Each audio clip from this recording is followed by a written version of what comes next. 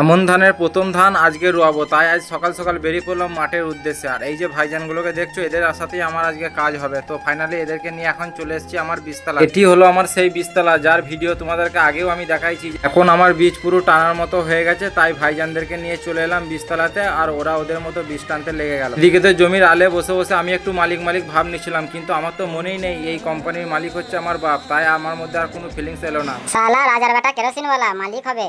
তারপর দেখি ওদের বীজ টানা পুরো কমপ্লিট হয়ে গেছে। আর এখন বীজগুলো তারা ভালোভাবে বয়ে নিচ্ছে এবং সেগুলোকে জমিতে ভালোভাবে চাড়িয়ে নিচ্ছে। তো ফাইনালি আমি ভাবলাম যে তাদের একটু হেল্প করা উচিত, তাই আমি হাতে পাতে লেগে পড়লাম ওদের সাথে কাজে। আর ওদের বীজগুলো একটু ভালোভাবে চাড়িয়ে দিয়ে একটা শাহরুখ খানওয়ালা পোজ দিয়ে দিলাম।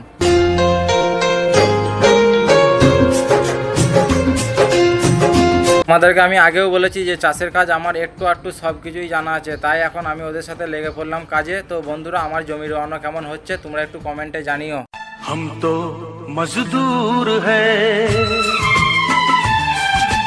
हम तो मजदूर हैं, हर गम से दूर हैं, मेहनत की रोटियां मिलजुल के खाते हैं।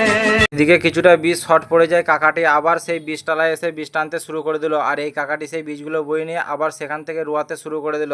তো ফাইনালি বন্ধু, আমার এখন রোয়া এই জমিটা কমপ্লিট হয়েই গেছে। তো আমি এখন বাড়ি যাব। তো বন্ধুরা, আমার ছোট্ট মিনি ব্লগটি এখানেই শেষ করলাম। সবাই আমার জন্য দোয়া করবেন। সবাই ভালো থাকুন, সুস্থ থাকুন।